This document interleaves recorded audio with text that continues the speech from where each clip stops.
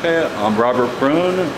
I'm here with David Swanson, and we're at the 28th Annual Peace, Justice, and Environment Conference here in Hyattsville, Maryland. Can you give us a just quick summary of your speech? It was a pretty long speech. It was longer long than I intended, but it was about how we need to join together against the military-industrial complex, for lack of a better term, and we need to join together against military spending. And to do so, we have to recognize that there's not going to be a good war next month, that they're all bad, that we can defund the machine and be safer as well as better off, and that we're not really going to succeed in taking down plutocracy or any other progressive agenda if we leave the war machine in place, which is taking, about half of our tax dollars on tax day, which is coming up in a couple days here. Right. You mentioned sequestration in relation to military-industrial complex.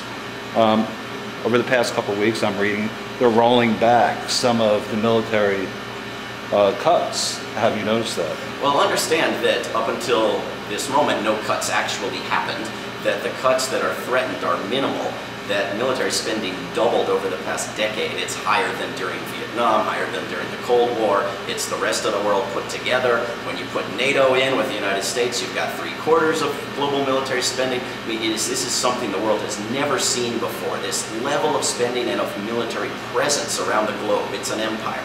And so when they talk about these cuts and how they mean Armageddon and how we'll have the Great Depression, it's almost all exaggeration. But when some minimal cuts do happen, as it looks like they might, and military spending might actually decrease 1% or so and then go back up, we should look for opportunities where people's jobs are at risk to say, let's study locally how to re-employ those people, how to retrain, retool, convert factories if possible, convert air bases to solar arrays, converting any way we can from war industries to peace industries. And let's develop that from the local to the state level to the national level. Because that's what we have to do. We have to move that money, not into the hands of billionaires and not bury it in the ground, but keep spending it, but spend it on useful ideas. Right. I understand the Navy is moving in that direction, trying to go green considerably. Yeah, this is an interesting twist. I mean, that you have this obsession with oil, which really began as a way to fuel the British fleet. I mean, the oil was for the wars, and now, of course, you have the wars that are widely understood to be for the oil, and you have this vicious cycle. And so what happens if the military that's fighting the wars to control the oil and to control the territories should stop needing the oil, or should stop needing a little bit of it and be presented to the public as a force for green energy?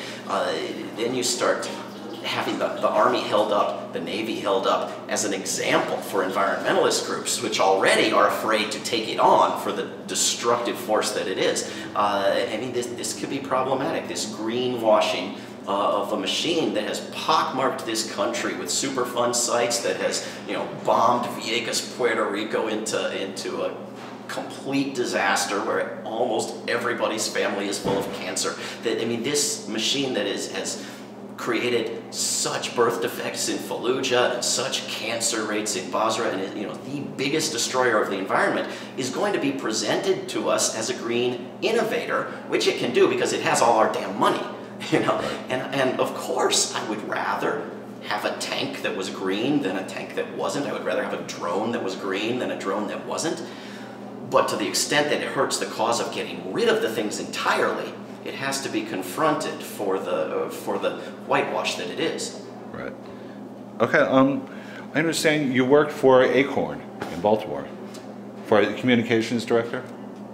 Well, almost right. I worked for Acorn nationally, and I worked in its Washington, D.C. office, where it had a national office, and Acorn was a national organization, a little bit international, and is now still international, and they went for 30 years without any communications staff. I mean, they all sort of knew communications, but they didn't have a dedicated, public relations person, and they hired me around 2000, and I was there till around 2003, and nobody really replaced me. And Acorn was an incredible organization. There's nothing exactly like it. It was organizing low-income people to change the world for the better themselves, to educate and empower themselves, and was passing legislation at the local and state levels and having it overturned at the state and national levels, which is part of why I moved on to try to address the national problem, but was, you know, got a $500 million settlement out of a bank that was ripping people off through a variety of nonviolent tactics, including filling all the CEO and board members' front yards with angry